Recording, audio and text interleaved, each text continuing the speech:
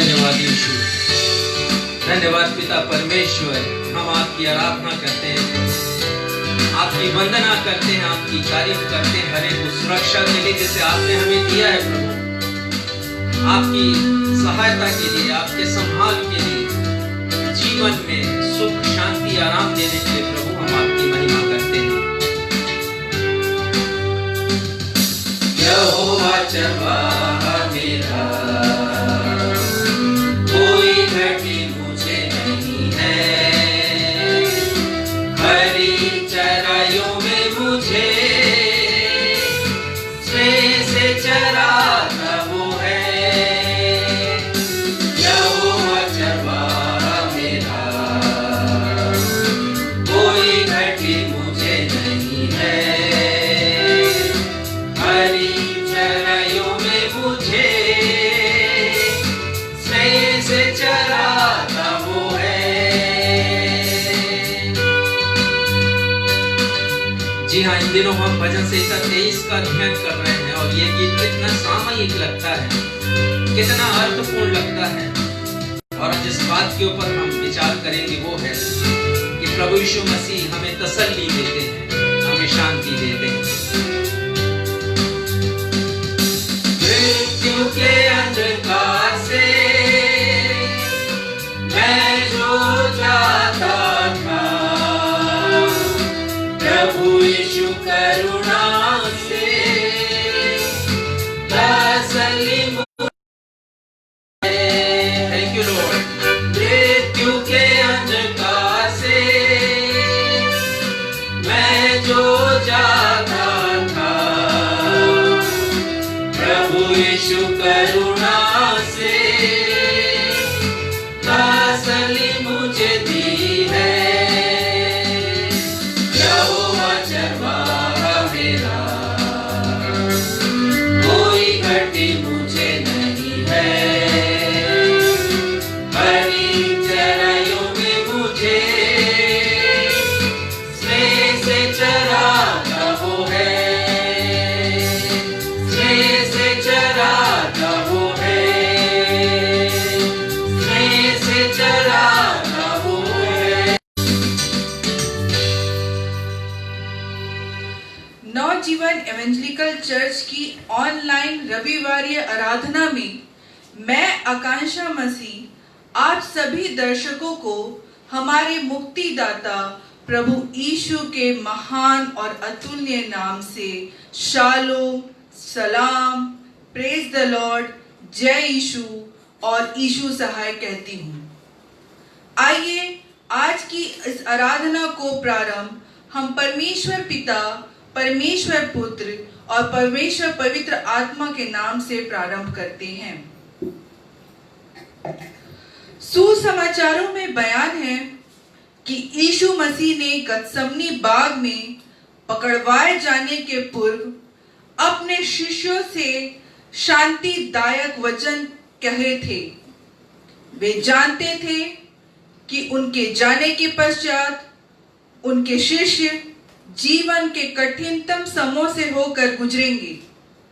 उन्होंने कहा, मैं तुम्हें शांति दिए जाता हूं, मैं अपनी शांति तुम्हें देता हूं। जैसी शांति संसार देता है वैसी शांति मैं तुम्हें नहीं देता, इसलिए तुम्हारा मन ना घबराए और ना भयभीत हो।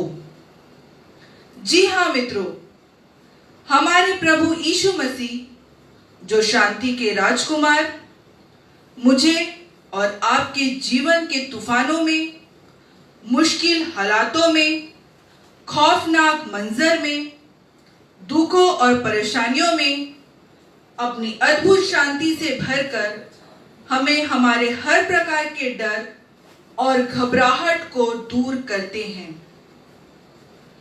कोरोना वायरस की इंटेंसिटी के कारण जब संपूर्ण विश्व एक भयानक दौर से गुजर रहा है, जब विश्व की आर्थिक, सामाजिक, धार्मिक और एजुकेशनल गतिविधियां ठप पड़ गई हैं, जब संपन्न और शक्तिशाली देशों के राष्ट्राध्यक्ष भविष्य को लेकर चिंतित हैं, तो एक आम आदमी सुख चैन से कैसे बसर कर सकता है।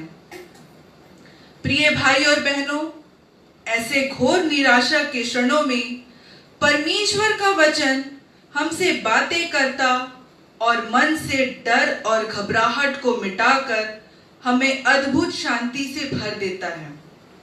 विशेषकर भजन संहिता के भजन।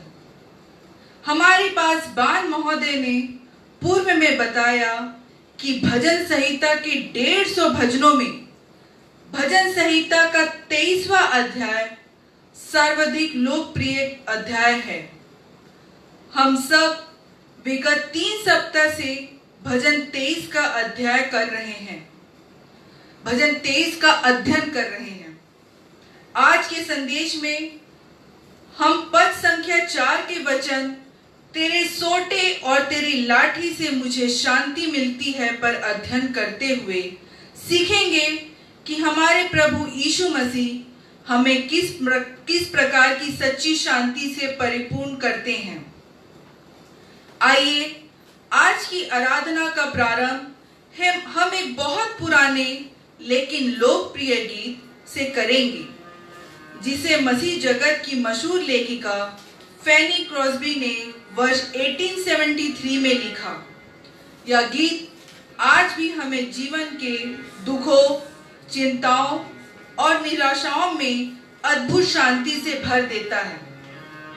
आइए हम सब अपने स्थानों पर खड़े होकर यह गीत गाएं, जिसके शब्द हैं, यीशु है मेरा कैसा विलास, मन में देता आनंद और रास, मुक्ति का भागी स्वर्ग मेरा घर, उसमें मैं रहता सदा निडर।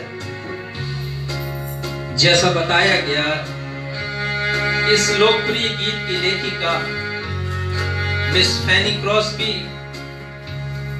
बचपन में उनकी माता की मृत्यु हो गई। डॉक्टर के गलत इलाज के कारण उनकी दोनों आंखें जाती रही, वो नेत्रहीन हो गई। कुछ समय के पश्चात उनके पिता की मृत्यु हो गई। जिस व्यक्ति ने उनसे वादा किया था जब वे जवान हुई कि वे उससे विवाह करेंगे, वो विवाह करने से मुकर गया। जीवन के ऐसे क्षणों में भी उसने परमेश्वर को नहीं छोड़ा, क्योंकि उसे आंतरिक शांति जो मिली परमेश्वर से मिली। उसने जो कुछ महसूस किया परमेश्वर की शांति से, उसे उसने शब्दों में बयान किया है, जिसे हम आपके सामने प्रस्तुत कर रहे हैं।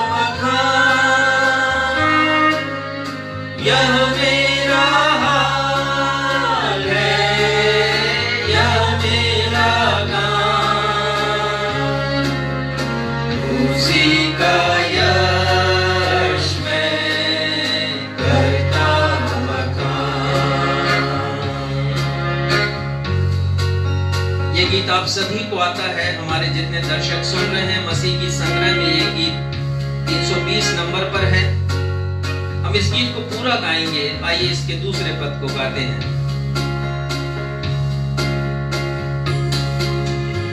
इसका भरोसा आनंद और सुख अब मुझे है,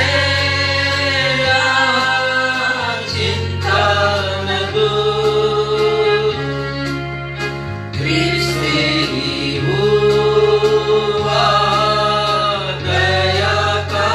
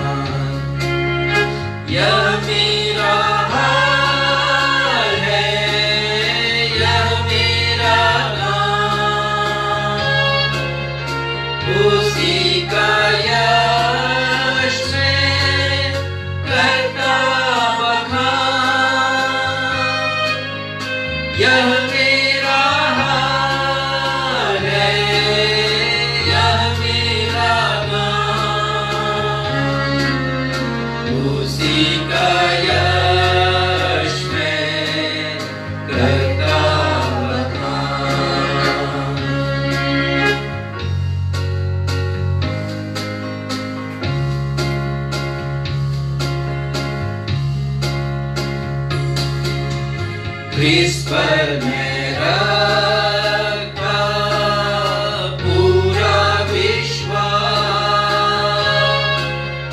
रहता सुरक्षित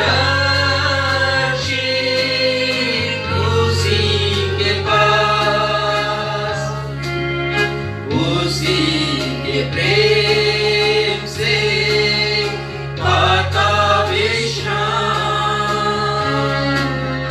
जाऊंगा मैं स्वर्गीय धाम।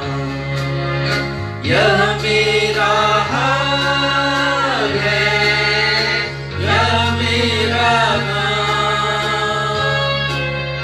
उसी का यश मैं करता बखान। यह मेरा हाल है, यह मेरा गान, उसी का यश मैं करता बखान, उसी का यश मैं करता बखान। जी हाँ प्रभु, उसी का यश मैं करता बखान।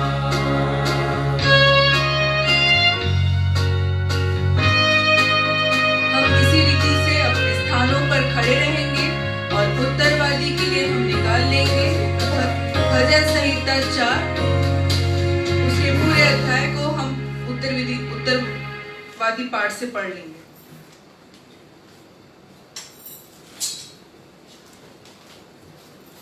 धर्मशास्त्र से हम निकाल लेंगे भजन संहिता, उसका अध्याय 4, और जैसा कि हमारा दस्तूर है हम इसे उत्तरवादी की रीति से पढ़ेंगे और अंतिम पद हम सब साथ में मिलकर के पढ़ लेंगे।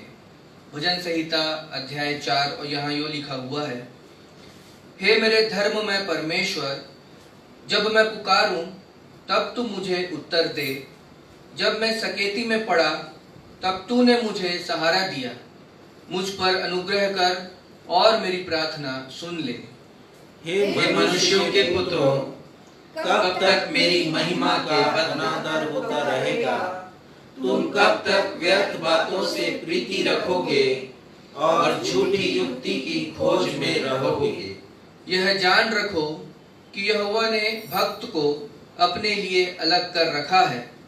जब मैं यहोवा को पुकारूंगा तब वह सुन लेगा। कांपते रहो और पाप मत करो।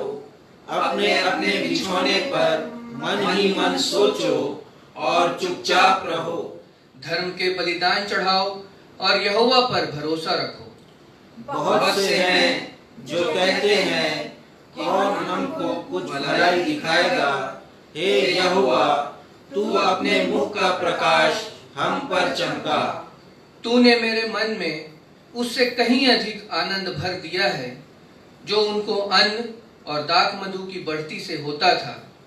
मैं शांति से लेट जाऊंगा और सो जाऊंगा, क्योंकि हे यहोवा, केवल तू ही मुझको एकांत में निश्चित रहने देता है। यह परमेश्वर का सत्य और जीवित वचन है। परमेश्वर पिता अपने इस वचन के पढ़े जाने, सुने जाने और समझे जाने पे अपनी बहुतायत की आशीष प्रदान करें। हम सब कहें आमीन। आमीन।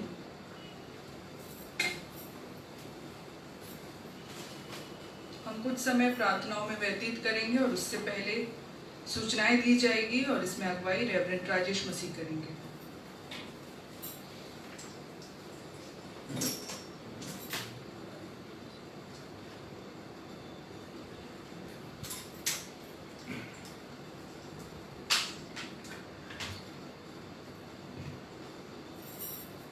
आज की आराधना में आप सभी भाई बहनों का, बच्चों का और मेरे आदरणीय जितने वृद्ध लोग अपने अपने मोबाइल के सामने उपस्थित हैं या उन्होंने कनेक्ट कर रखा है अपने मोबाइल को टीवी से, मैं आप सभी का इस कलीसिया का प्रेस्बिटर इंचार्ज होने के नाते तहे दिल से स्वागत करता हूं और आप सभी को जय मसीह की कहता हूं।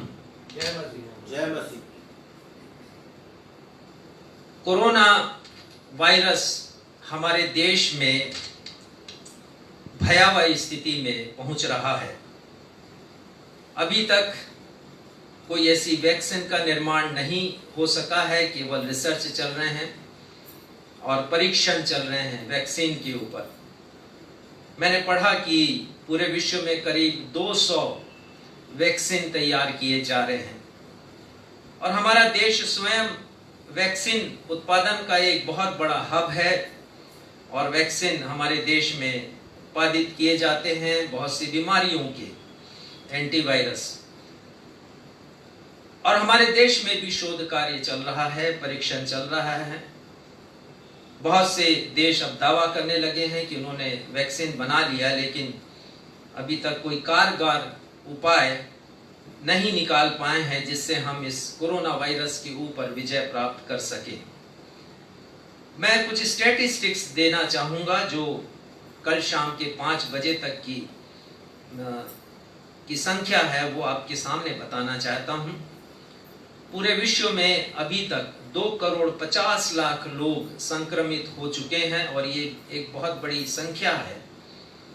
हमारे देश में 35 लाख लोग, और हमारा देश संक्रमित देशों की तालिका में अभी तीसरे क्रमांक पर है, लेकिन 38 लाख पर ब्राजील है और हमारे देश में प्रतिदिन 70,000 से ऊपर संक्रमित लोगों की संख्या आ रही है। हमारे देश में एक अनुमान है, जो मेरे पास संख्या है वो तो 35 लाख की, लेकिन ये बताया जाता है करीब 38 लाख एक अनुमान के हिसाब से। ब्राजील से भी हम ऊपर पहुंच जाएंगे, दूसरे पायदान पर अमेरिका के बाद पहुंच रहेंगे हम। विश्व में मृत्यु 8,50,000 लोगों की मृत्यु हो चुकी है अभी तक, और ये भी एक बहुत बड़ी संख्या है, खासकर एक रोग के कारण। और हम सब जान रहे हैं कि ये पैंडेमिक है, ये विश्व महामारी है। भारत में 64,000 लोग काल कलवित हुए हैं इस असाध्य बीमारी के कारण, और इस बीमारी की गंभीरता के कारण, कोई उपचार नहीं होने के कारण। हम क्या कर सकते हैं? यदि हम संक्रमित नहीं हैं तो क्या खुशी मनाएं? जी नहीं, हम प्रार्थना कर सकते हैं। प्रार्थना कर सकते हैं परमेश्वर से कि परमेश्वर पिता इस संक्रमण को अब रोक दीजिए। प्रार्थना करें हम कि परमेश्वर पिता, हम अपने गुनाहों को मानते हैं, हम अपने अपराधों को मानते हैं, हमने गलतियां की हैं। आपको अधिकार है हमें ताड़ना देने का, आप हमें सुधारना चाहते हैं, और होने दे कि परमेश्वर की आवाज को हम सुने। हम प्रार्थना करें। इन दिनों एक गीत इस संबंध में मुझे बहुत अच्छा लगता है और मैं चाहूंगा कि आप भी इसे सुने और आप प्रार्थना करें परमेश्वर से कि परमेश्वर हम सभी को बचा ले। सुनिए, प्रार्थना के साथ इस गीत को आप सुनिए। और आपने यदि पहले भी सुना है, जरूर सुना होगा, क्योंकि बहुत लोकप्रिय ये गीत है। तो भी आप प्रार्थना करें प्रभु से कि परमेश्वर अपने लोगों को बचाएं, उन सारे लोगों को जो परमेश्वर को मानते हैं या नहीं भी मानते, क्योंकि परमेश्वर की दया तो सब पर प्रकट होती है। आइए इस गीत को हम सुने।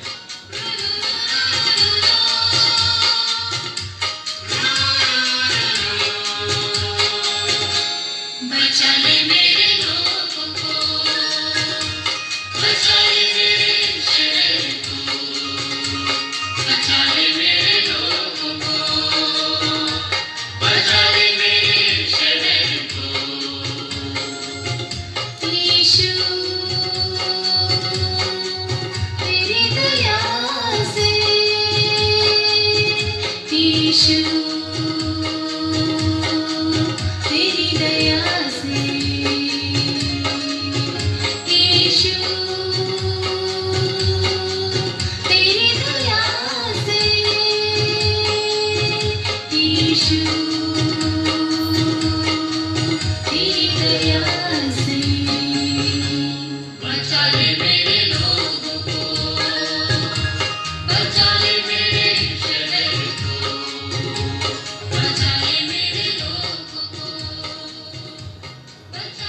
हमारी यही प्रार्थना हो प्रभु से, हम जिन जिन शहरों में रहते हैं, क्योंकि हमारे दर्शक अनेक शहरों में हैं और हमारी प्रार्थना अपने शहर के लिए होना चाहिए।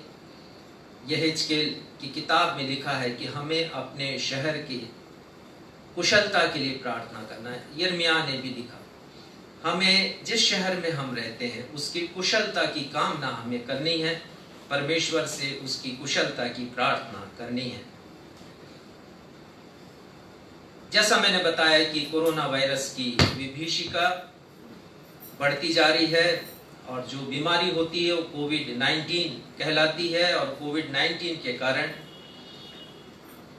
कोरोना पॉजिटिव मेरे 2 परिचित लोगों की मृत्यु हुई है। एक मिस्टर अजीत एंसन हैं, प्रभु के दास, कानपुर के रहने वाले, कानपुर क्रिश्चियन एसोसिएशन के अध्यक्ष, और इन्होंने मुझे अवसर दिया था कि मैं पुनरुत्थान की सभा जो वहां क्राइस्ट चर्च कॉलेज में होती है उसमें मैं परमेश्वर के वचन का प्रचार करूं।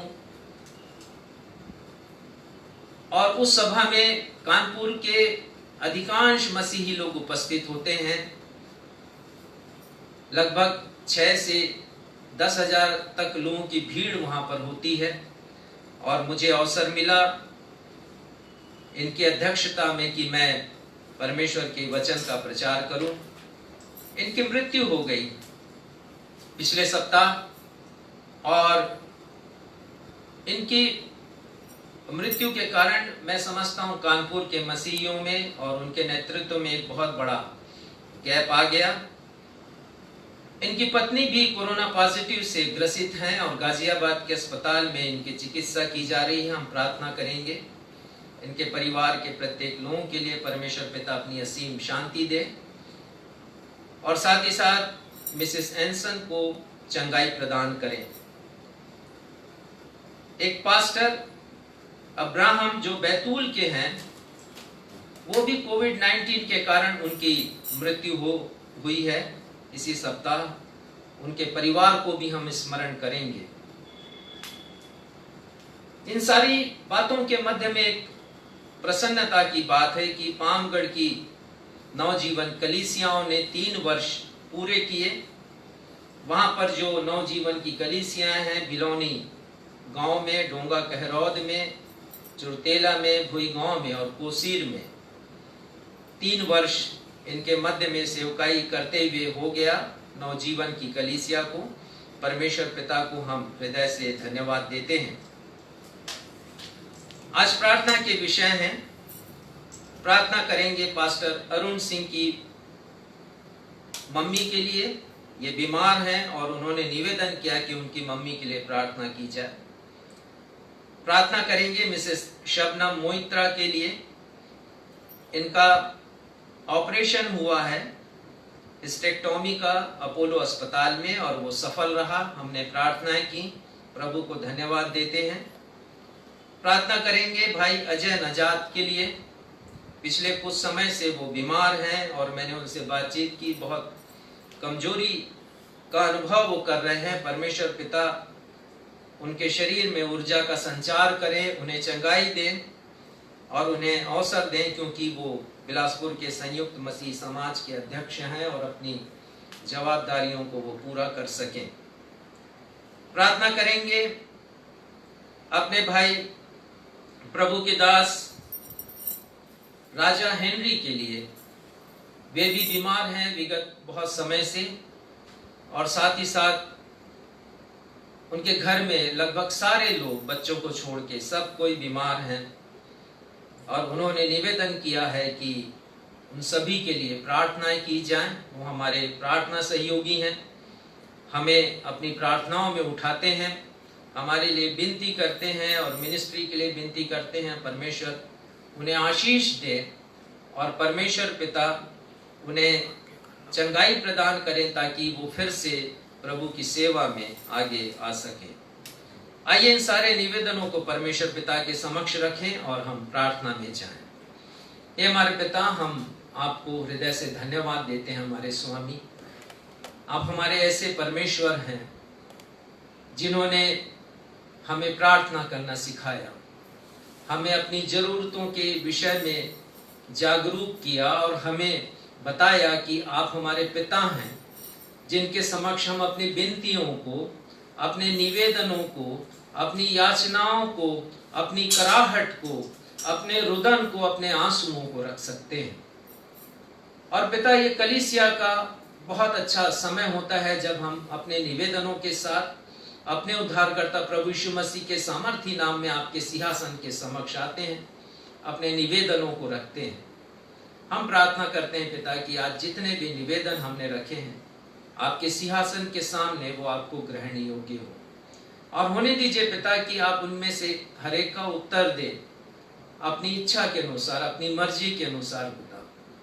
विशेषकर पिता हम कोरोना वायरस के बढ़ते संक्रमण के लिए प्रार्थना करते हैं, क्योंकि ये वायरस अदृश्य वायरस है और पता नहीं है कि किस मनुष्य में है, किस में नहीं है, और अचानक इसका संक्रमण स्वस्थ शरीर में हो जाता है और जिसका पता बाद में चलता है, और कभी कभी जब बहुत विलंब से पता चलता है तब तक व्यक्ति की मृत्यु भी हो जाती है।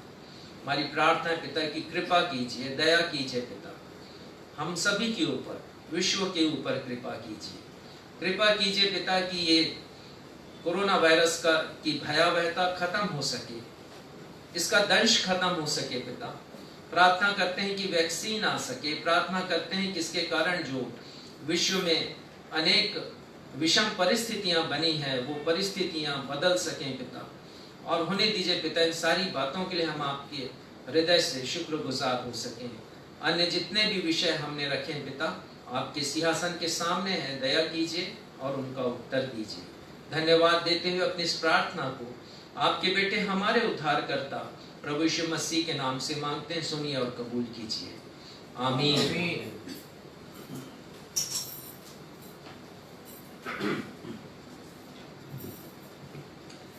पवित्र शास्त्र बाइबल से पाठों का पठन, और पहला पाठ पाया जाता है यशाया 53 पद 4 से 7, जिसे पढ़ने में अगुवाई भाई क्षितिज मसीह करेंगे। दूसरा पाठ पाया जाता है दूसरा कुरिन्थियों अध्याय 1 पद 2 से लेकर 5 तक, जिसे पढ़ने में अगुवाई मिसेस बीना मसीह करेंगी।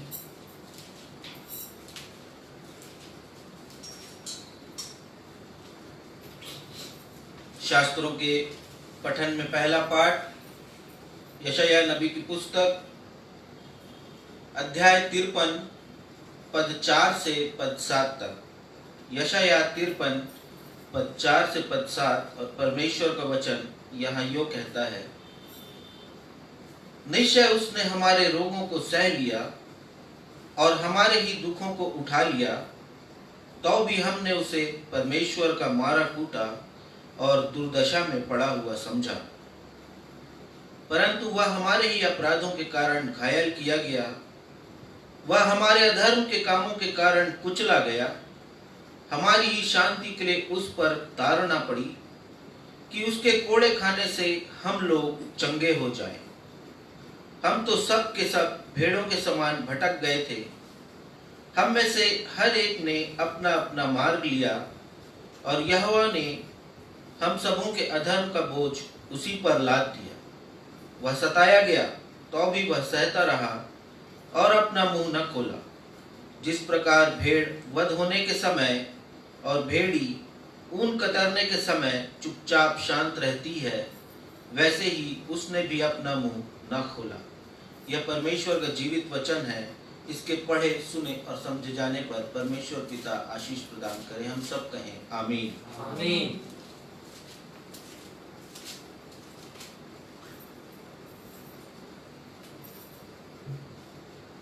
आप सबों को प्रभु यीशु मसीह में जय मसीह की। जय मसीह की।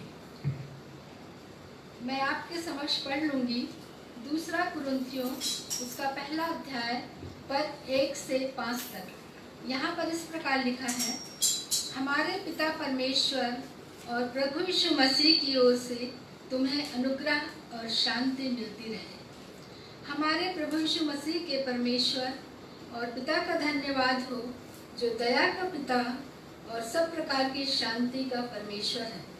वह हमारे सब क्लेशों में शांति देता है, ताकि हम उस शांति के कारण जो परमेश्वर हमें देता है उन्हें भी शांति दे सके जो किसी प्रकार के क्लेश में हो, क्योंकि जैसे मसीह के दुखों में हम अधिक सहभागी होते हैं, वैसे ही हम शांति में भी मसीह के द्वारा अधिक सहभागी होंगे। इस वचन के पढ़े और सुने जाने पर परमेश्वर पिता हम सबों को आशीष प्रदान करे। हम सब कहें आमीन। आमीन।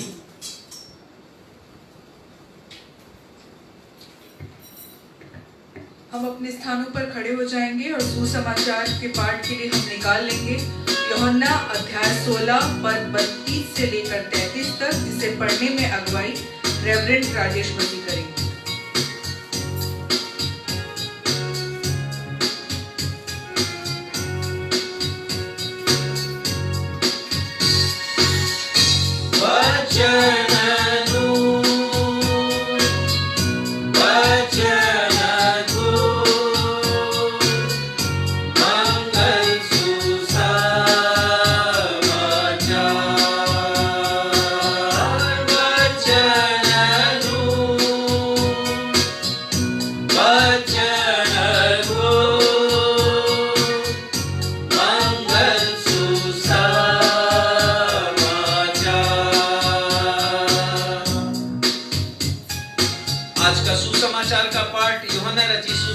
उसका 16वां अध्याय उसके पद 32 और 33 को हम सब पढ़ेंगे।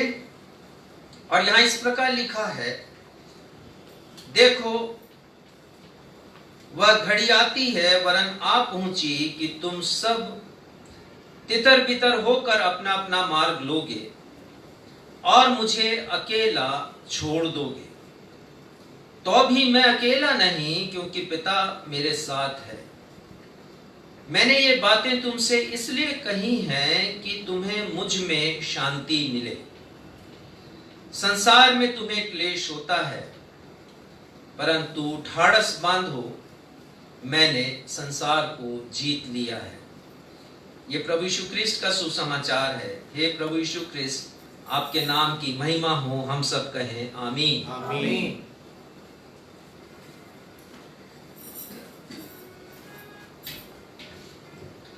यह अवसर है भेंटों को अर्पण करने का। हम अपनी धन्यवादी भेंटें भी अर्पित कर सकते हैं।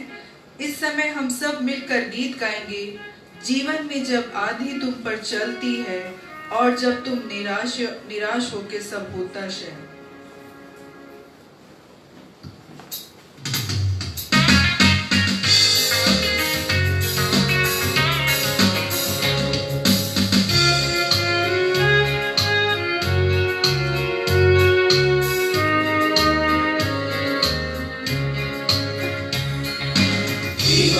जब आंधी तुम पर चलती है और जब तुम निराश होती सब होता है, तीनों सारी आशीष तीनों नाम बना और तुम विस्मित होके देखकर क्रिस्त के काम।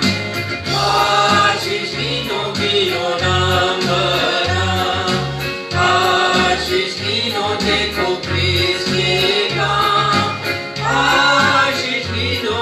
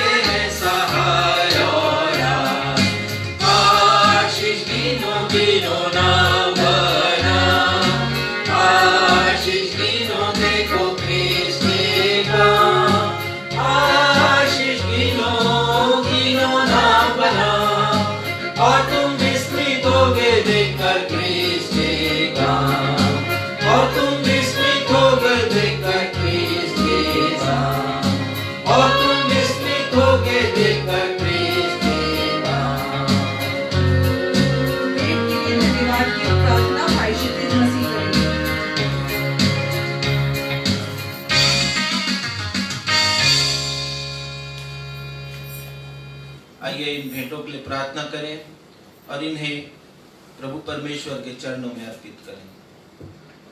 महान जीवित अनुग्रहकारी पिता परमेश्वर, आराधना के इस समय हम आपके चरणों के निकट आते हैं।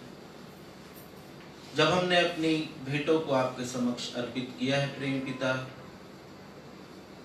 हमारी बढ़ती में से या हमारी घटती में से बहुतों ने आपके नाम को भेंट दिया है। अपने जीवन में पाई हुई आशीषों के निमित्त उन्होंने धन्यवादी भेंट को अर्पित किया है प्रेम पिता। हम इन समस्त भेंटों को आपके चरणों के निकट लाते हैं। उन्हें दीजिए प्रेमी पिता, ये आपको ग्रहण योग्य हो।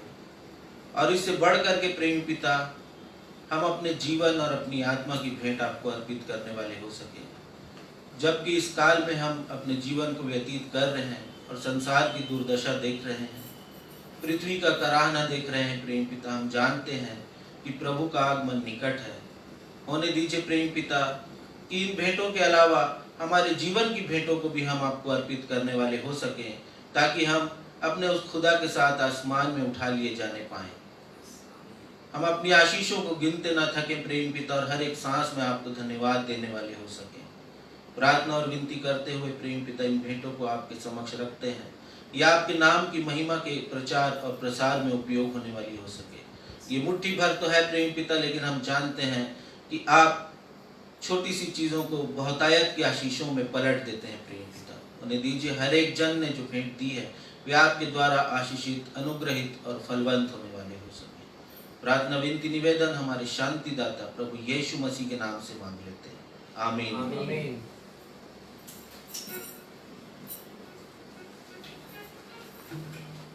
आइए हम अपने हृदयों को संदेश की तैयारी के लिए हम अपने हृदयों को तैयार करें। और आज हम संदेश की तैयारी से पहले गीत गा लेंगे। जब गम की घटा छाए, जब आंसुओं की बरसात हो, जब दुख की भागिन जलाए तुम्हें, अग्नि जलाए तुम्हें, जब जीवन में तूफान हो।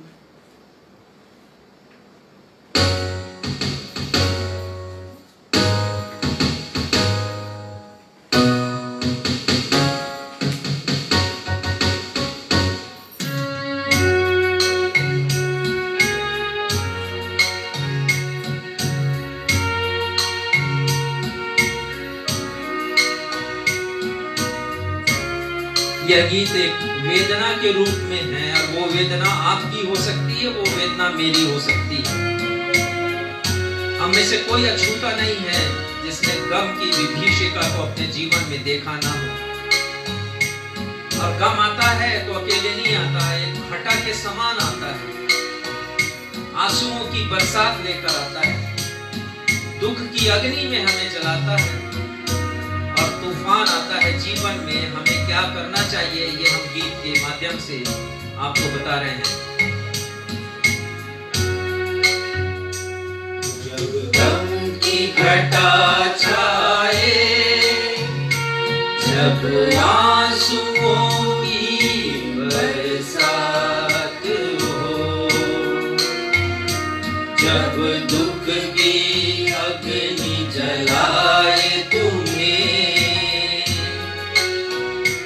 जब जीवन में तूफान हो, प्रार्थना करो, प्रार्थना करो, प्रार्थना करो, प्रार्थना करो, प्रार्थना करो, प्रार्थना करो। और जब हम प्रार्थना करेंगे अपने प्रभु यीशु मसीह से, तो उनका वादा है, वादा ये है कि हम जो मांगेंगे प्रभु वो हमें देंगे। और यदि हम आंसू बहाएं रात को, तो सुबह दाऊद कहता है कि कदाचित रात को रोना पड़े, लेकिन सुबह मुझे आनंद मिलेगा। और यही बात इस गीत की पंक्तियां भी कहती हैं।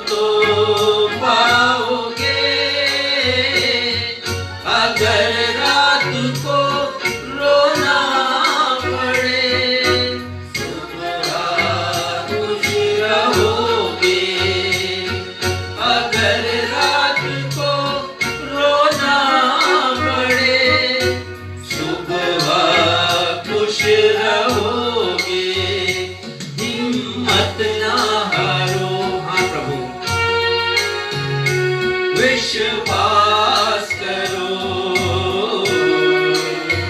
प्रार्थना करो, हिम्मत ना हारो,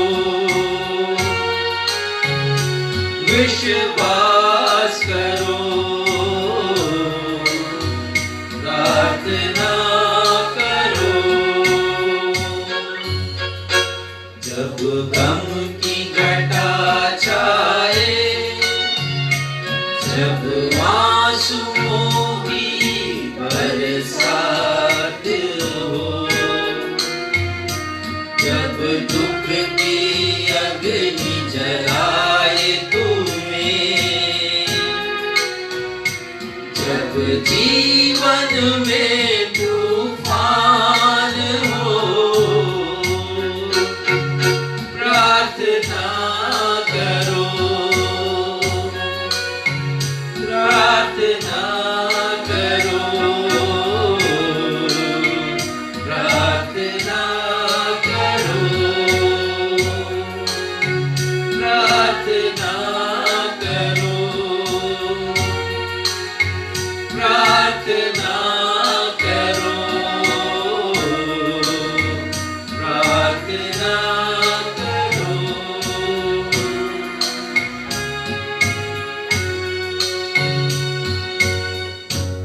आज के संदेश का विषय है मनुष्य के जीवन की बुनियादी जरूरतें क्या क्या हैं। चौथी बुनियादी जरूरत सच्ची शांति की कमी, भाग 4। What are the basic needs in the life of a man? The fourth basic need, want a true comfort, part 4। अब रेवरेंड राजेश मसीह आज का संदेश हमारे बीच रखेंगे।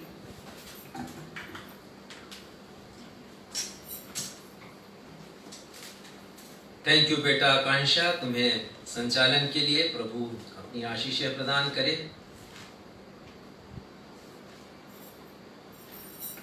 भजन संहिता 23 जो इन दिनों हमारे चिंतन का विषय है, हम उस पर अध्ययन कर रहे हैं और वो हमारे अध्ययन का आधार है।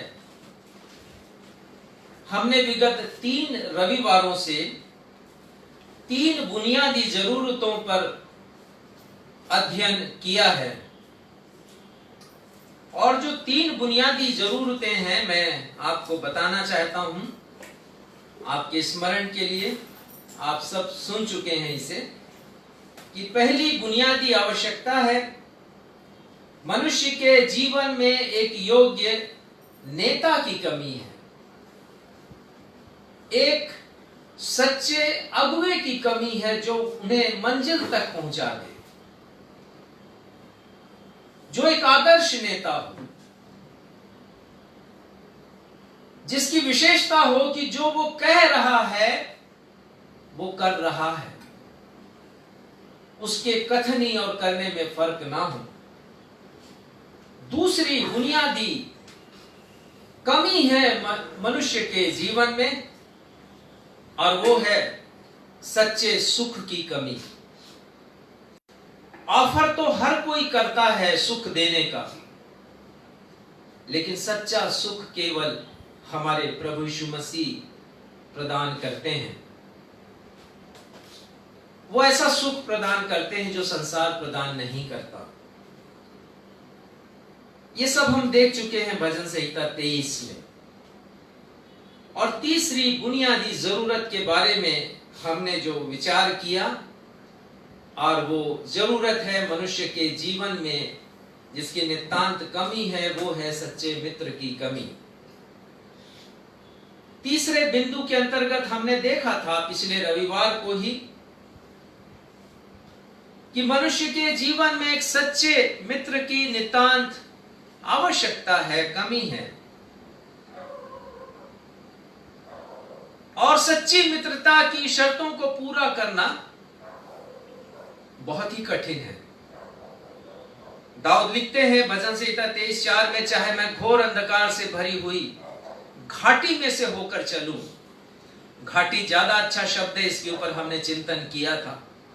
तराई से घोर अंधकार से भरी हुई घाटी में से होकर चलूं तो भी हानि से नहीं डरूंगा, क्योंकि मेरा परमेश्वर मेरे साथ रहता है।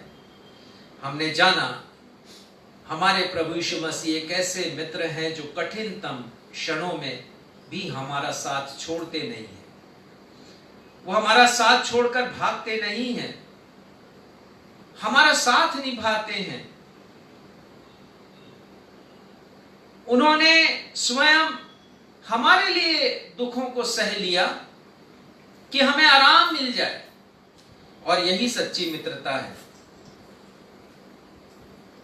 दाऊद कहता है कि तू मेरे साथ रहता है। परमेश्वर हमारे साथ रहने वाले परमेश्वर है, और हमने देखा कि वो ऐसे परमेश्वर हैं जो ना कभी हमें छोड़ते हैं और ना कभी हमें त्यागते हैं। और प्रभु यीशु मसीह का तो नाम इमानुएल है, जिस नाम का अर्थ है परमेश्वर हमारे साथ। यदि यीशु हमारे साथ हैं तो परमेश्वर हमारे साथ है। उन्होंने वादा किया शिष्यों से कि मैं जगत के अंत तक तुम्हारे साथ हूं। उन्होंने वादा किया जहां 2 या 3 एकत्रित हैं मैं वहां पर उपस्थित हूं, और वो अपना वादा निभाते हैं। पहली कक्षा के छात्रों से एक स्कूल में पूछा गया और उनसे कहा गया कि देखो, तुमको सामने आकर के पूरे क्लास के सामने बतलाना है कि तुम बड़े होकर के क्या बनना चाहते हो। और जब एक लड़के की बारी आई तो वो कहने लगा कि मैं देश का राष्ट्रपति बनना चाहता हूं, कोई बोला प्रधानमंत्री बनना चाहता हूं। जैसा उनके दिमाग में आया या पहले से उन्हें बताया गया, उन्होंने बोलना शुरू किया। और फिर जब क्लास के एक लड़के को मौका मिला तो वो कहता है कि मैं सर्कस का रिंग मास्टर बनना चाहता हूं, शेरों का रिंग मास्टर। मेरे हाथ में एक छड़ी होगी और मैं अपनी मर्जी से शेरों को कंट्रोल करना चाहता हूं, उनको आदेश देना चाहता हूं, और भयंकर शेरों को, खूंखार शेरों को। और आखिरी में कहता है कि लेकिन मेरी मम्मी भी मेरे साथ होगी। एक छोटा बच्चा सुरक्षा की आस लगाए है और उसे महसूस हो रहा है कि इन शेरों से उसको खतरा है, तो वो कहता है कि मम्मी ही है जो उसे बचा सकेंगी। और हमारे मित्र हैं प्रभु यीशु मसीह, जो हमारे साथ रहते हैं, घाटियों में रहते हैं। ये सब के ऊपर हमने विचार किया और हमने ये देखा कि प्रभु यीशु मसीह मित्रता की सारी जरूरतों को पूरा करते हैं, सच्ची मित्रता की हर एक आवश्यकता को। और फिर हमने देखा यूहन्ना 16वें अध्याय के पद 12 से लेके पद 16 तक, और 16 पद से हमने अंत से प्रारंभ किया और ऊपर की तरफ हम बढ़े थे। 4 बातों को हमने सीखा, और उन 4 बातों में यीशु मसीह के 4 स्टेटमेंट हैं, 4 कथन हैं। मैं समझता हूं कि आप लोगों को वो सब याद होगा, आपने अध्ययन कर लिया है। पहली बात जो यीशु कहते हैं कि तुमने मुझे नहीं चुना पर मैंने तुम्हें चुना है। दूसरी बात वो कहते हैं कि मैंने तुम्हें दास नहीं कहा, मैं दास के समान तुमसे व्यवहार नहीं करूंगा, तुम मेरे मित्र हो। इतना ऊंचा दर्जा उन्होंने दिया है, अपनी बराबरी का दर्जा उन्होंने दिया है। वो सोचते हैं कि आदम ने जिस शान को खो दिया, जिस डिग्निटी को खोया, उस शान को हम प्राप्त कर लें। वो कहते हैं कि मैं तुम्हें मित्र कहूंगा और अपने पिता की सारी बातें तुमसे शेयर करूंगा। उन्होंने ऐसा किया भी है। तीसरा स्टेटमेंट प्रभु यीशु मसीह का ये था 14वें पद में, यूहन्ना 16:14 में हम देख चुके हैं कि वो कहते हैं कि मित्रता की एक शर्त है जिसे तुम्हें पूरा करना है और तुम्हें मेरी आज्ञाओं को मानना है, और मेरी आज्ञा यह है कि तुम एक दूसरे से प्रेम रखो। चौथा स्टेटमेंट प्रभु यीशु मसीह का, और वो कहते हैं कि एक सच्चा मित्र दूसरे मित्र के लिए अपना प्राण देता है, और उन्होंने अपने प्राण को हमारे लिए दिया। अपना बलिदान किया क्रूस के ऊपर कि मैं और आप उद्धार प्राप्त कर सके, मैं और आप अपने पापों की क्षमा प्राप्त कर सके। ये है सच्ची मित्रता जो प्रभु यीशु मसीह हमारे साथ निभाते हैं। आज हम चौथी बुनियादी जरूरत के ऊपर मनन करेंगे और वह है कि मनुष्य के जीवन में एक और कमी है और वो कमी है सच्ची शांति की कमी। Want of a true comfort in the life of a man। मनुष्य के जीवन में सच्ची शांति की कमी। और हम देखते हैं 21वीं सदी में तमाम सुख सुविधाओं के साधनों की भरपूरी के पश्चात भी आज मनुष्य का मन अशांत है। साधन इतने हैं मनोरंजन के, सुख देने के, मनुष्य को तो असीम शांति मिलना चाहिए,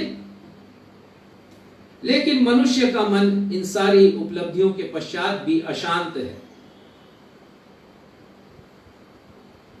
विश्व के सर्वाधिक ज्ञानवान व्यक्ति राजा सुलेमान ने, जिनके विषय में कहा गया कि परमेश्वर ने उसे इतनी बुद्धि दी कि ना उसके पूर्व में, ना उसके समय, ना उसके पश्चात कोई उसके तुल्य बुद्धिमान इस पृथ्वी पर हुआ। उन्होंने मनुष्य के जीवन की विवेचना की है, विश्लेषण किया है, और उन्होंने एक बहुत अच्छी बात कही है। और वो कहते हैं कि मनुष्य का हृदय अशांत है, चाहे वो कोई भी क्यों ना हो। पढ़िए सबोपदेशक 4 अध्याय और उसका पहला पद। सबोपदेशक 4 अध्याय और उसका पहला पद। तब मैंने वह सब अंधेर देखा जो संसार में होता है, और क्या देखा कि अंधेर सहने वालों के आंसू बह रहे हैं और उनको कोई शांति देने वाला नहीं। अंधेर करने वालों के हाथ में शक्ति थी, परंतु उनको कोई शांति देने वाला नहीं था। अब ध्यान दीजिए आप लोग, वो कहते हैं कि जो जुल्म करने वाले हैं उनके हाथ में शक्ति है, भुजबल है, वो मामूली लोग नहीं है, पर इसके बावजूद भी उनके हृदय में शांति नहीं है।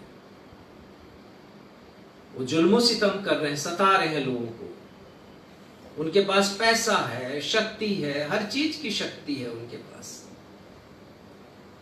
परंतु लिखा है शांति नहीं है। और वे लोग जो कि जुल्म सह रहे हैं, उनके आंसू निकल रहे हैं और उनके पास भी शांति नहीं है। अर्थात जो जुल्म कर रहा है वो अशांत मन का है, और जो जुल्म सहने वाले हैं वो तो बेचारे अशांत मन के होंगे ही। परमेश्वर के वचन में और अच्छी बात लिखी है। यिर्मयाह उसका 8वां अध्याय निकाल लीजिए और उसका 11वां पद हम देखेंगे। यिर्मयाह का 8वां अध्याय, और यहां पर यिर्मयाह क्या कहते हैं, 8वें अध्याय का 11वां पद पढ़िएगा। उन्होंने शांति है शांति ऐसा कह कहकर मेरी प्रजा के घाव को ऊपर ही ऊपर चंगा किया, परंतु शांति कुछ भी नहीं है। यिर्मयाह कहते हैं कि शांति है ही नहीं। लोग अवश्य पुकार रहे हैं कि शांति हो गई, शांति हो गई। अब ये शांति का माहौल है, लेकिन कुछ शांति नहीं है। लोगों का जीवन, लोगों का हृदय, लोगों का मन अशांति से भरा हुआ है। और आगे वो लिखते हैं, इसी के 18वें पद में वो लिखते हैं, हाय हाय, इस शोक की दशा में मुझे शांति कहां से मिलेगी। सुलेमान कह रहे हैं हर कोई अशांत है। यदि वो जुल्म करने वाला है, अप्रेसर है, तो वो शांत नहीं है, अशांत है। यदि किसी के पास पैसा है तो वो अशांत है, किसी के पास पैसा नहीं है तो वो भी अशांत है। कोई यदि उच्च पद पर आसीन है तो अपने पद की गंभीरता और उसके आवश्यकता को देखते हुए वो अशांत है, और जिसके पास पद नहीं है, प्रतिष्ठा नहीं है, वो भी अशांत है। और यिर्मयाह कह रहा है कि हाय हाय, इस शांति को मैं कहां ढूंढूं। लोग झूठ कह रहे हैं कि शांति है, लेकिन शांति है नहीं। संसार में आज आनंद देने वाली वस्तुओं की, आनंद देने वाली साधनों की भरमार है। और ऐसा हम समझ सकते हैं कि इसके पूर्व के दशकों में या इसके पूर्व की जितनी सेंचुरीज हुई हैं, उनमें आनंद प्रदान करने वाले साधन इतनी आसानी से उपलब्ध नहीं थे जितने कि आज है।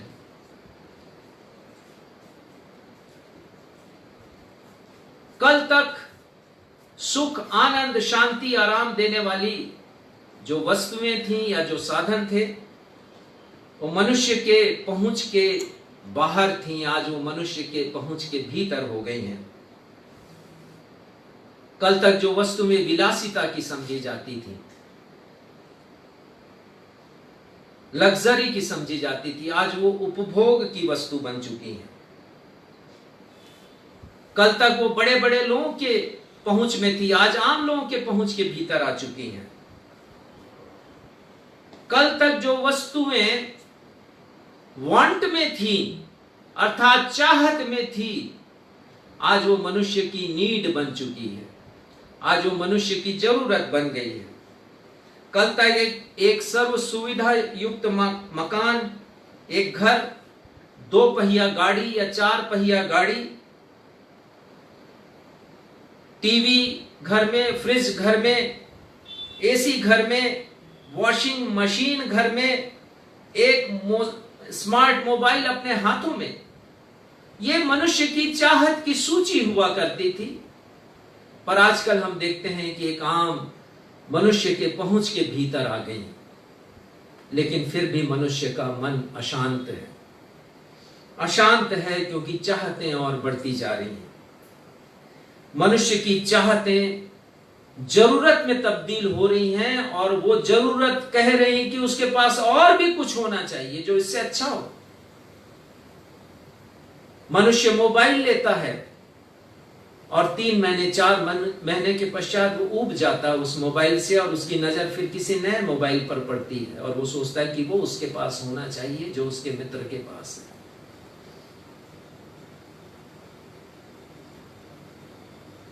हमें समझना है एक बात को, यदि हम शांति की बात समझना चाहते हैं। दाऊद लिखते हैं कि the Lord is my shepherd I shall not want. तो वांट की बात करते हैं, यहां पर वांट शब्द का उपयोग करते हैं। वांट एक चाहत है,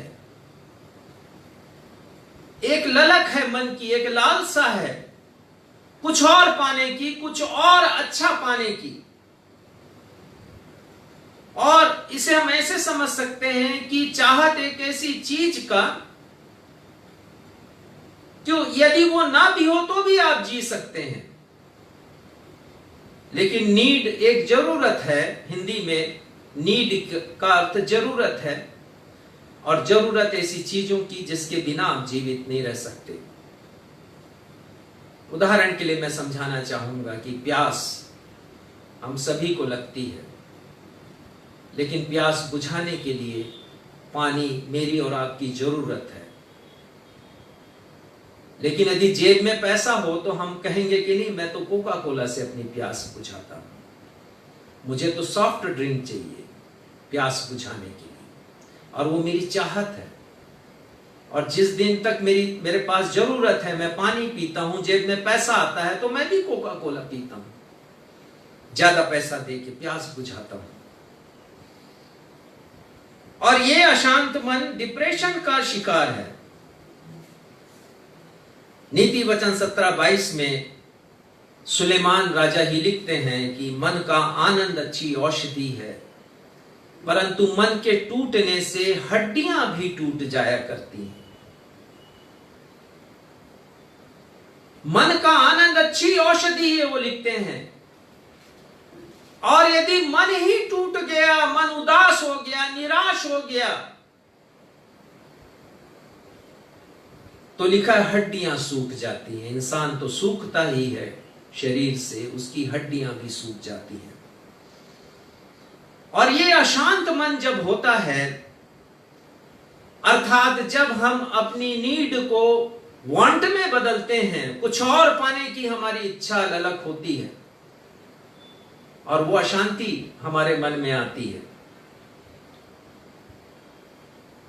कल तक यदि हमारे पास साइकिल था तो मन में ये इच्छा थी कि हमारे पास स्कूटर हो जाए, स्कूटर आ गया तो सोचते थे कि हमारे पास कार हो जाए, और जब कार आ गया तो सोचते हैं इससे भी अच्छी कार हो जाए हमारे पास, एसयूवी आ जाए हमारे पास, कोई और अच्छा मॉडल आ जाए। और ये हर चीजों के लिए सच है।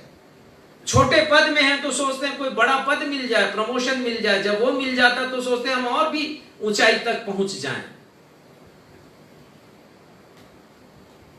वचन कहता है मन का आनंद अच्छी औषधि है, संतोष नहीं है मन में, इसके ऊपर भी हम विचार करेंगे। और जब मन अशांत होता है तो हमेशा उटपटांग फैसले वो लेता है, और वो फैसले लेता है कि हम अपने जीवन को नष्ट कर दें, हम आत्महत्या कर लें, या फिर ऐसे फैसले भी लेता है कि जिनसे चिढ़ता है वो उनकी हत्या भी कर देता है।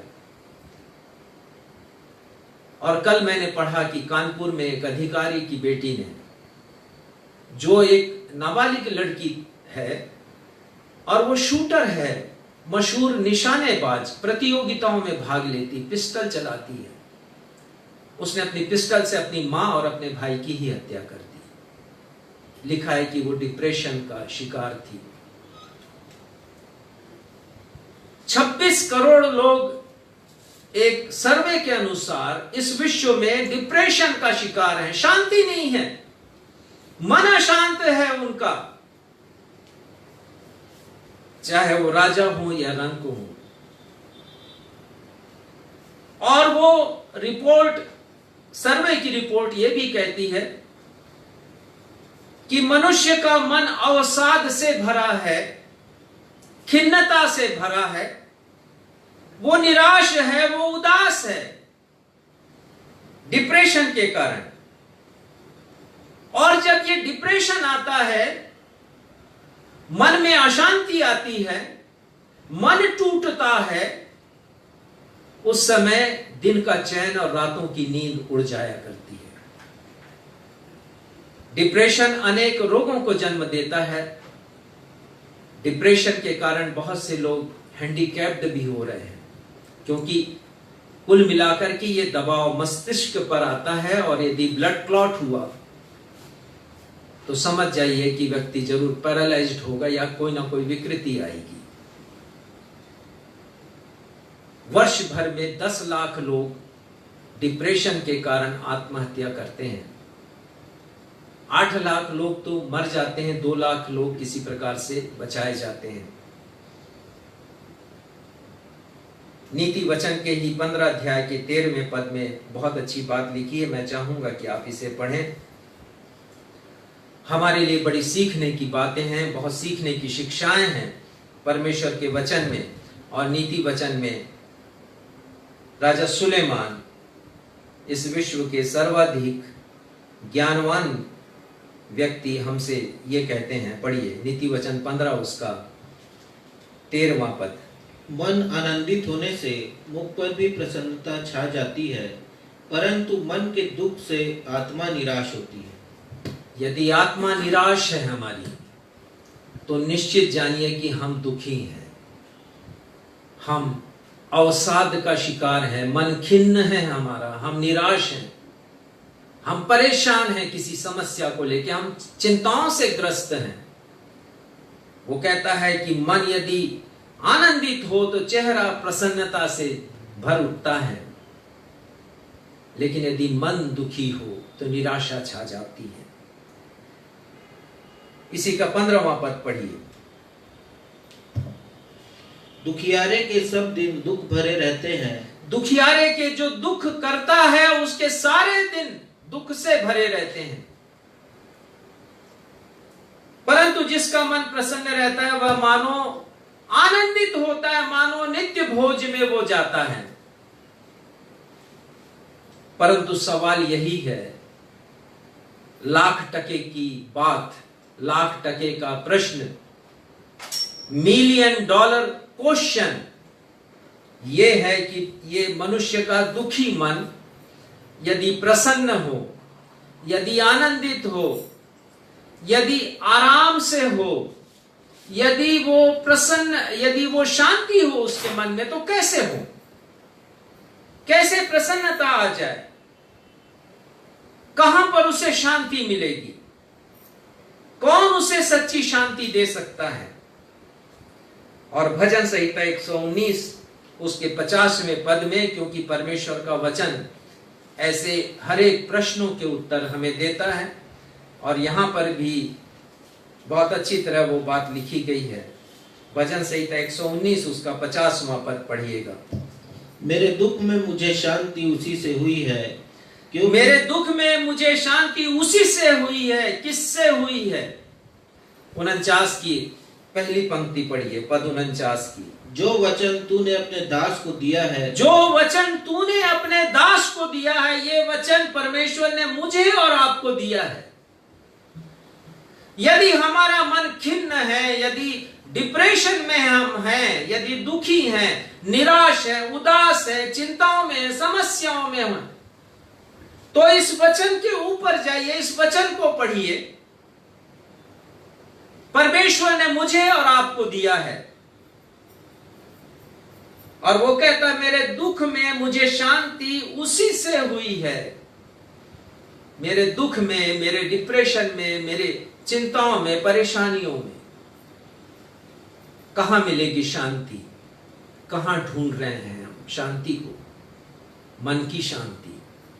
परमेश्वर के वचन में आगे लिखता है, क्योंकि तेरे वचन के द्वारा मैंने जीवन पाया है। ये जीवन देने वाला है, जीवन को नष्ट करने वाला नहीं। बहुत से लोग जब चिंता में होते हैं, हम जानते हैं कि, और मैंने बताया भी आपको कि वो आत्महत्या की ओर प्रेरित होते हैं। वो सोचते हैं कि इस दुनिया में उनके समस्याओं का, उनके प्रश्नों का कोई हल नहीं है, कोई जवाब नहीं है, मर जाना ही बेहतर है, और वो मर जाते हैं। परमेश्वर का वचन हमें शांति देता है। और दाऊद लिखते हैं भजन संहिता 23 उसके 4 पद के 3 हिस्से में वो लिखते हैं दाऊद, तेरे सोंटे और तेरी लाठी से मुझे शांति मिलती है। अद्भुत बात है ये, परमेश्वर के सोंटे और लाठी से शांति। हम सच्ची शांति की बातें कर रहे हैं, और ये सच्ची शांति हमें मिलती है परमेश्वर के सोंटे और परमेश्वर की लाठी से। अंग्रेजी बाइबल में आया है, your rod and your staff they comfort me. वो मुझे आराम देते हैं। परमेश्वर का सोंटा, परमेश्वर की लाठी। लेकिन पहले हम देखेंगे कि ये शांति है क्या, उसकी परिभाषा क्या है, हम क्या समझते हैं शांति के बारे में। एक बात बहुत स्पष्ट है कि ये शांति आप पैसों से नहीं खरीद सकते। सुख साधन जरूर खरीद सकते हैं, लेकिन कोई गारंटी नहीं कि वो आपको शांति ही देंगे, और वो शांति जो सच्ची शांति है। और यदि इस बात की गारंटी होती तो मैं समझता हूं एक बहुत बड़ा एक्टर जिसने कहते हैं कि सुसाइड किया, कभी सुसाइड नहीं करता। और वो अकेला एक्टर नहीं, बहुत से लोग सुसाइड करते हैं। सेलिब्रिटीज, बड़े बड़े लोग सुसाइड करते हैं, मिलियनेयर सुसाइड करते हैं, क्योंकि असंतुष्ट होते हैं, अशांत होता है उनका मन। जीवन में शांति नहीं, पैसा कौड़ी सब कुछ है, चाहे जो खरीद सकते हैं। शांति को पैसों से खरीद नहीं सकते, बाजार में ये बिकती नहीं है। शांति एक एहसास है, एक फीलिंग है, स्टेटस ऑफ माइंड है। इसे आप महसूस कर सकते हैं। शांति के जो दूसरे समानार्थी शब्द हैं वो हैं आनंद, प्रसन्नता, आराम और सुख। कैसे मिलती है शांति? कंप्लीटनेस जब हम महसूस करते हैं, पूर्णता लगता है कि हमारे भीतर आ गई। आप किसी किराए के मकान में हैं, आप अपना खुद का मकान बनाते हैं और उसमें प्रवेश करते हैं, आपको शांति मिलती है, आपको लगता है कि कुछ पूर्णता आ गई है। यदि कोई जवान लड़का है, जवान बेटी है, विवाह योग्य है, उनको लगता है कि विवाह यदि कर लें तो पूर्ण हो जाएंगे। जब विवाह होता है बहुत खुश नजर आते हैं, लगता है कि पूर्णता आ गई। उसके पश्चात वो चाहते हैं कि उनके घर में एक हंसता खेलता एक छोटा सा बच्चा हो जाए, और वो जब आता है तो वो खुश हो जाते हैं, लगता है परिपूर्णता आ गई। लेकिन ये परिपूर्णता का एहसास हमेशा जीवन भर बना रहता है, क्योंकि आप एक चीज परिपूर्ण करते हैं और उसके बाद दूसरा परिपूर्ण करना पड़ता है आपको।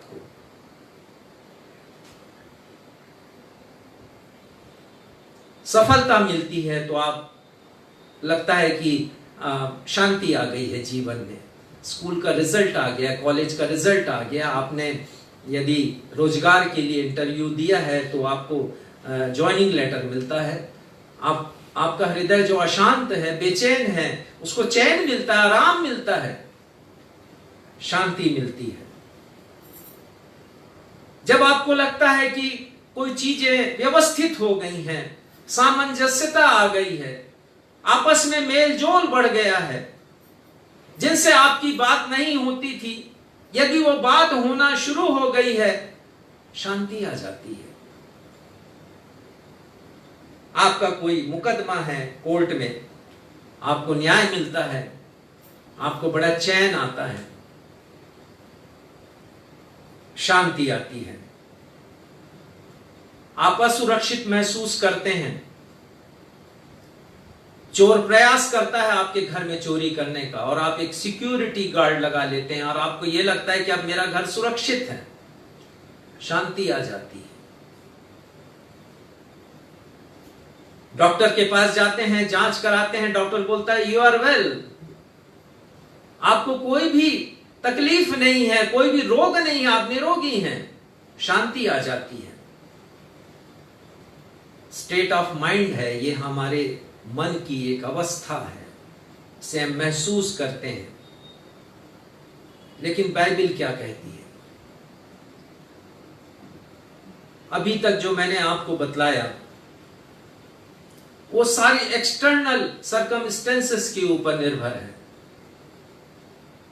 लेकिन बाइबल उस शांति की बात करती जो इंटरनल है, जो अंदर की बात है, जो मन की बात है, जिसके विषय में अभी हमने पढ़ लिया नीति वचन से। मन का आनंद अच्छी औषधि है, मन के टूटने से हड्डियां सूख जाती हैं।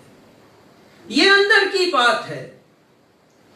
इस बाह्य परिस्थिति के का कोई प्रभाव नहीं पड़ता इस शांति के ऊपर जो परमेश्वर देते हैं। तेरे सोंटे और तेरे लाठी से मुझे शांति मिलती है। दुखों में भी शांति की परिपूर्णता, क्लेशों में शांति, हमने पढ़ लिया दूसरा कुरिन्थियों पहला अध्याय। शांति का परमेश्वर हमारे क्लेशों में शांति देने वाला, हमारी तकलीफों में। और यह शांति वास्तविक शांति है, एक प्रतियोगिता हुई शांति के ऊपर, और वो पेंटिंग कंपटीशन था। और कहा गया कि विषय केवल एक है, शांति एक शब्द है, और आपको पेंटिंग बनानी है। लोगों ने अनेक प्रकार से शांति को बनाया, पेंट किया, अपनी पेंटिंग रखी उन्होंने, अपनी रचना उन्होंने रखी। लेकिन जो पुरस्कृत हुआ पेंटिंग, मैं बता रहा हूं वो कौन सी पेंटिंग। और उस पेंटर ने अपनी पेंटिंग में एक चहचहाती हुई चिड़िया को प्रदर्शित किया, और वो चिड़िया गीत गा रही है, चहचहा रही है, एक मजबूत पत्थर के नीचे बैठकर। और ऐसे माहौल में वो चहचहा रही है जबकि तूफान आया हुआ है और काले बादल छाए हैं और बरसात हो रही है, तेज हवाएं चल रही, तूफान है, और वो बड़े आराम से चहचहा रही। ये है शांति, ये शांति जो हृदय से निकलती है। जब हृदय शांत होता है तो मन पर प्रसन्नता छा जाती है। हमने पढ़ा नीति वचन में। पौलुस लिखते हैं, फिलिपियों की पत्री उन्होंने लिखी, और ये पत्री उन्होंने बंदी गृह से लिखी, रोम के बंदी गृह से। वो कठिनाई में है, परेशानी में है, उनका मुकदमा चल रहा है कैसर सम्राट के पास। जीवन दान दिया जाए या मृत्यु दंड दिया जाए, आरोप लगे हैं उनके ऊपर, और वो प्रतीक्षा कर रहा है, प्रतीक्षा कर रहा है कि कब उसका न्याय हो। और उस समय उसने फिलिपियों की किताब लिखी, पत्री लिखी उसने, और उस पत्री को लेटर ऑफ जॉय कहते हैं, आनंद की पत्री। 16 बार आप पढ़िए, उसमें आनंद शब्द आया है। और फिलिपियों 4:4 में वो कहता, प्रभु में सदा आनंदित रहो। मैं फिर कहता हूं कि आनंदित रहो। वो रिपीट करता है इस बात को। कहां है वो? बंदी गृह में है। और किन से आनंद की बात करता है? वो लोग जो कि बंदी गृह से बाहर हैं, जिन्हें कि खुश होना चाहिए, लेकिन खुश वो है जो सताव में है, तकलीफ में है, क्लेश में है। और ये पौलुस और सिलास जब एक बार बंदी गृह में थे, उनके पांव जकड़ दिए गए थे, काठ में ठोक दिए गए थे, और मध्य रात्रि के समय लिखा है कि वो भजन गा रहे थे, स्तुति गान कर रहे थे। प्रेरितों के काम 16वें अध्याय में। कितना अद्भुत है ये! और ये आश्चर्यजनक हो गया दूसरे कैदियों के लिए, क्योंकि जब भूकंप आया, भरभरा करके वो दीवार गिरती है, तो जिन कैदियों को भागना है वो भागे नहीं।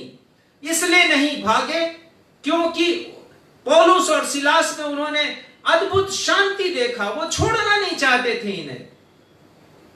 और वो जो जेलर है वो तलवार लेके आ गया है कि ये जो कैदी हैं वो भाग गए होंगे, तो क्यों ना मैं अपने आप को खत्म कर लूं, क्योंकि बाद में तो कैसर सम्राट मुझे यही सजा देगा। पर उसे भी जरूरत नहीं पड़ी। अद्भुत शांति। उसने पांव धोए हैं पौलुस और सिलास के। कहीं ऐसा उदाहरण मिलता नहीं है कि जो कैदी है उसके पांव को धोए जेलर और कहे आज इस घर में उद्धार आया है। दुखों में आनंद, आराम, शांति एक इंटरनल फोर्स है, आंतरिक शक्ति है ये। दाऊद कहते हैं, तेरे सोंटे और लाठी से मुझे शांति मिलती है। उसने लिखा है कि अंधकार की वादियों से होकर उसे गुजरना है, घाटियों से गुजरना है। कौन उसे आराम देगा? वो जो उसके साथ रहता है, हमेशा उसके साथ। मुझे ये बड़ा अचंभित करता था ये जो 2 शब्द है, सोंटे और लाठी। हो सकता है कि आपको भी अचंभित कभी किया हो या कभी आपने ध्यान ही ना दिया हो। ये 2 शब्द क्यों रखे गए हैं यहां पर ये परमेश्वर का वचन है। बिना अर्थ के कोई भी शब्द नहीं है। एक एक बिंदु का अर्थ है यहां पर, और सोंटे और लाठी का भी अर्थ है। और वो कहता है, यहोवा मेरा चरवाहा है। और चरवाहे के पास ये 2 चीजों का होना बड़ा जरूरी था। जब वो चरवाही करते हैं, जाते यहां तक कि आज भी जहां पर लोग पशुपालन करते हैं, चरवाही करते हैं, वे 2 चीजें जरूर रखते हैं। एक सोंटा रखेंगे और एक रखेंगे वो लाठी, उनके लिए आवश्यक है। और दाऊद लिखते हैं कि मुझे इनसे शांति मिलती है। हम सीखेंगे कि सोंटे और लाठी से शांति कैसे मिलती है। सोंटा अंग्रेजी में जो शब्द है वो रॉड है, और इसके लिए हिब्रू भाषा का शब्द है शेबेट। ये छोटा नुकीला एक शस्त्र के समान एक स्टिक होता है। ये छोटा होता है और चरवाहे लोग अक्सर उसको अपने कमर की बेल्ट में बांध करके रखते हैं और वक्त जरूरत पर निकालते हैं। उस समय निकालते हैं जब कोई हिंसक पशु उनके पशुओं के ऊपर, उनके जानवरों के ऊपर, उनकी भेड़ों के ऊपर आक्रमण करता है उनको खाने के लिए। तब वो उनको सुरक्षा प्रदान करता है। वो उपयोग में आता है फाइटिंग के लिए, लड़ने के लिए, एक हथियार के रूप में सुरक्षा देता है ये। और साथ ही साथ वो उससे उनका अधिकार भी प्रकट होता है कि मालिक वो हैं इन भेड़ों के। और एक और बात है कि वो इस रॉड से, इस सोंटे से वो जिद्दी भेड़ों को सबक सिखाता है। दूसरा शब्द है लाठी, स्टाफ। हिब्रू भाषा में इसके लिए आया है मिशेनाह, और इसके भी दो काम हैं। ये सहारा देता है, गिरने से बचाता है। जब चरवाहा पेड़ों पर, घाटी पर चढ़ता है, पर्वतों पर चढ़ता है, तब उसके सहारे वो ऊपर भी पहुंच सकता है, फिसलने से बचाता है। और लाठी का सिरा आपने देखा होगा, प्रभु यीशु मसीह के हाथ में एक लाठी है। चरवाहे को हमेशा एक लाठी के साथ हम देखा करते हैं। और बिशप भी जब आते हैं तो उनके हाथ में भी एक स्टाफ होता है, वो लाठी होती है जिसके ऊपर उल्टे जे के आकार का शक्ल होता है। और वो इसलिए होता है कि यदि कोई भेड़ है जो घाटी में से नीचे गिर रही है तो उसके दोनों पैरों के बीच में उसे डाल करके वो ऊपर खींच सके।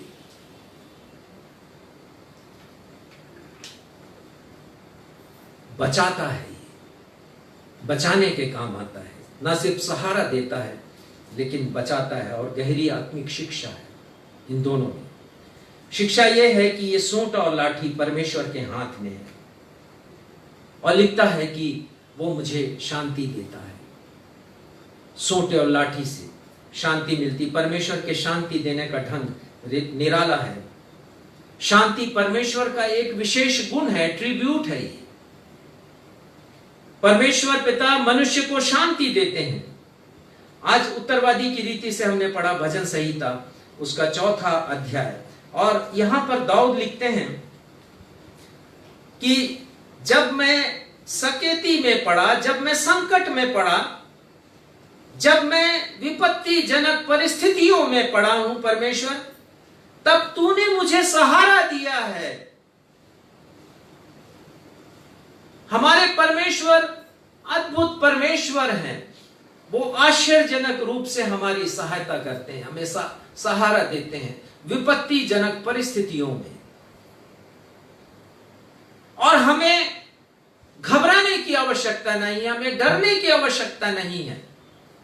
क्यों नहीं है? चाहे हम भले घाटियों से होकर के गुजरे, तकलीफों से होकर के जाएं, क्लेशों से होकर के जाएं, क्योंकि हमारे चरवाहे के हाथों में सोंटा और लाठी ये दोनों है, हमें सुरक्षा देने के लिए, हमें आसरा देने के लिए, हमें हमारी सहायता करने के लिए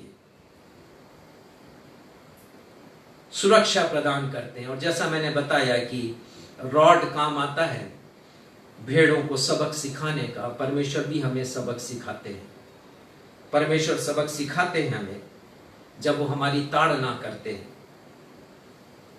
बहुत अच्छा पद इब्रानी का लेखक लिखता है, और वो लिखता है इब्रानियों की किताब 12वें अध्याय के 5वें, 6वें और 7वें पद में वो लिखते हैं, हे मेरे पुत्र, प्रभु की ताड़ना को हल्की बात नहीं जान। जब वह तुझे घुड़ के, जब वह डांटे, हमारा प्रभु भिन्न भिन्न तरीके से हमें डांटते हैं। ऐसे नहीं कि मुंह से आवाज देकर डांट रहे हैं, उनके डांटने को हमें समझना चाहिए। जब हम गुमराह होते हैं, जब हम भटक जाते हैं, तब वो हमको डांटते हैं, हमें बुलाते हैं अपने पास, और वो कहता है कि इसको हल्की बात हम नहीं जाने। और वो कहते हैं कि हमें साहस नहीं छोड़ना है। 6वें पद में कहते हैं, प्रभु जिससे प्रेम करते हैं उसकी ताड़ना करते हैं, जिससे पुत्र बना लेते हैं उसको कोड़े भी लगाते हैं। मेरा और परमेश्वर का संबंध, मेरा और यीशु मसीह का संबंध एक पिता और पुत्र के सदृश है। वो हमें ताड़ना देते हैं, हमें सिखाते हैं। एक पद निकाल करके रखिए, यशायाह 30 उसका 21वां पद पढ़ेंगे हम। नीति वचन 20:30 में आज मैंने बहुत से संदर्भ दिए नीति वचन से। लिखा है कि चोट लगने से जो घाव होते हैं, जो जख्म होते हैं, वे बुराई को दूर करते हैं। परमेश्वर इसलिए ताड़ना देते हैं कि हम अपने जीवन की उन गलतियों को जो परमेश्वर की आज्ञा के विरोध में है और उनकी नजर में पाप है, उनको हम दूर करें। इसलिए हमें चोटग्रस्त करते हैं, जान से मारते नहीं हैं, चोटग्रस्त करते हैं। समझे हम इस बात को। चोट लगने से जो घाव होते हैं वे बुराई दूर करते हैं और मार खाने से हृदय निर्मल होता है। दाऊद लिखते हैं भजन संहिता 119 उसके 71वें पद में, मुझे जो दुख हुआ वो भला ही हुआ ताकि मैं तेरी विधियों को सीख सकूं। जीवन में परमेश्वर विपत्तियों के द्वारा, दुखों के द्वारा हमें टीच करते हैं। और याकूब लिखते हैं, इसलिए है भाइयों, जब तुम नाना प्रकार के परेशानियों में, दुखों में, तकलीफों में पड़ो तो आनंद की बात समझो, क्योंकि तुम्हारे विश्वास के परखे जाने से धीरज उत्पन्न होता है। सिखाना चाहते हैं परमेश्वर, हर स्टेप में परमेश्वर हमें सिखाना चाहते हैं। और जब हम सीखते हैं तो हमारे जीवन को वो शांति से भरते हैं। अपनी लाठी से न सिर्फ हमें सुरक्षा प्रदान करते हैं परमेश्वर, संरक्षण प्रदान करते हैं। भटकते हैं तो केवल हमें गड्ढे से निकालते ही नहीं है, हमें बचाते ही नहीं है वो, लेकिन हमें ताड़ना भी देते हैं। यशायाह 30 उसका 21वां पद पढ़िए। जब कभी तुम दाहिनी या बाईं ओर मुड़ने लगो, तब तुम्हारे पीछे से यह वचन तुम्हारे कानों में पड़ेगा, मार्ग यही है, इसी पर चलो। ये है परमेश्वर का वचन। जब कभी हम परमेश्वर विमुख होते हैं, परमेश्वर को छोड़ के यदि हमें दाहिने चलना है तो बाएं की तरफ हम मुड़ जाते हैं, बाएं यदि चलना है दाहिनी ओर मुड़ जाते हैं। परमेश्वर अपने वचन के द्वारा हमें आवाज देते हैं। वो कहते हैं कि मार्ग यही है जो मेरा मार्ग है, मैं चरवाहा हूं, मेरे पीछे आओ। और मैं ऐसा साधारण चरवाहा नहीं हूं, मैंने कीमत चुकाई है तुम्हारे लिए। यदि शांति मेरे और आपके जीवन में है तो प्रभु यीशु मसीह ने अपनी शांति को खोया है, उन्होंने कीमत चुकाई है। और यशायाह लिखते हैं 53वें अध्याय में, वो लिखते हैं, हमारी ही शांति के लिए उस पर ताड़ना पड़ी कि उसके कोड़े खाने से हम चंगे हो जाएं। चंगाई की प्रार्थना तो बहुत करते हैं हम कि प्रभु चंगाई दे। इस चंगाई के पीछे के रहस्य को कभी हमने जाना? और रहस्य ये है कि हमारी शांति के लिए उन्हें ताड़ना मिली है। यदि चंगाई मेरे जीवन में आराम ला रहा है, सुख ला रहा है, शांति ला रहा है, तो उसके पीछे है कौन? उसके पीछे वो व्यक्ति है जिसने क्रूस पर मृत्यु को सहा है, जो स्वयं क्लेशों से होकर के गए हैं। और यशायाह लिखते हैं, जैसे भेड़ ऊन उतरने के समय चुपचाप और शांत रहती, वैसे वो भी शांत रहे। मेरे और आपके जीवन में भी शांति है परमेश्वर के सोंटे और परमेश्वर की लाठी से, हमेशा याद रखें। इसलिए प्रभु यीशु मसीह के महान बलिदान को कभी भूले नहीं, क्योंकि हमारी शांति के पीछे उनका बलिदान है, उनकी ताड़ना है। अप्रेस्ड हुए वो, सताव को उन्होंने सहा है। तो यदि मेरे जीवन में ताड़ना है, तकलीफ है, बीमारी है, समस्या है, मैं परेशान ना हूं, मुझे शांति मिलेगी। परमेश्वर जो शांति का दाता है हमें हर प्रकार की शांति से परिपूर्ण करेगा। आइए हम प्रार्थना में जाएं। प्रभु की प्रार्थना हम कहेंगे और उसके बाद आशीष से आज की सभा को हम समाप्त करेंगे। ये हमारे पिता, हम धन्यवाद देते हैं, आज आपने वचन को हम सभी के लिए खोल दिया और उसके प्रकाश में हमने शिक्षा ग्रहण की है। आपका वचन कहता है कि तेरे वचन के खुलने से प्रकाश होता है और भोले लोग समझ प्राप्त करते हैं। पिता, जो भी समझ हमने प्राप्त किया है प्रार्थना करते हैं हम उसका पालन करें प्रभु। हम भी कह सकें दाऊद के अनुसार, तेरे सोंटे और लाठी से मुझे शांति मिलती है। तकलीफें कितनी भी क्यों ना हो, हम हमेशा सोचें कि मेरे प्रभु के पास सोंटा है और लाठी है। दुश्मन का मुकाबला वो करेंगे, संभालेंगे मुझे, वो मुझे बचा लेंगे, मुझे सुरक्षा देंगे। पिता हम आपकी महिमा करते हैं, प्रार्थना करते हैं पिता कि हम आपके ही मार्ग पर चलें, यहाँ वहाँ नहीं मुड़े, दिग्भ्रमित नहीं हो पिता, और होने दीजिए कि हम आपके पद चिन्हों पर चलें। धन्यवाद देते हैं पिता आज के वचन के लिए, इसके प्रकाशन के लिए। सारे हृदय से हम जितने हैं आपको धन्यवाद देते हैं। धन्यवाद देते हैं पवित्र आत्मा को रहस्यों को खोलने के लिए। अपनी इस प्रार्थना को अपने मुक्तिदाता प्रभु यीशु मसीह के महान और अद्वितीय नाम में मांगते हैं, सुनिए और ग्रहण कीजिए। आमीन। आशीष ग्रहण करेंगे हम सब, प्रभु की प्रार्थना कहेंगे। हे हमारे पिता, आप जो स्वर्ग में है, आपका नाम पवित्र माना जाए, आपका राज्य आए, आपकी इच्छा जैसे स्वर्ग में पूरी होती है वैसे पृथ्वी पर भी हो। हमारे दिन भर की रोटी आज हमें दीजिए, और जैसे हमने अपने अपराधियों को क्षमा किया है वैसे हमारे अपराधों को क्षमा कीजिए। हमें परीक्षा में नहीं लाइए बल्कि बुराई से बचाइए, क्योंकि राज, पराक्रम और महिमा सदा आपके हैं। आशीष ग्रहण करें हम सब। अब प्रभु जो शांति का सोता है, आप ही तुम्हें सदा और हर प्रकार की शांति से परिपूर्ण करे। अब हमारे परमेश्वर पिता का प्रेम, हमारे उद्धारकर्ता प्रभु यीशु मसीह का अनुग्रह और शांतिदायक पवित्र आत्मा की सहभागिता अब से लेकर शांति के राजकुमार प्रभु यीशु मसीह के दूसरे आगमन तक हमेशा हमेशा हम सभी पर होती रहे। हम सब कहें आमीन। आमीन। जय मसीह की जय।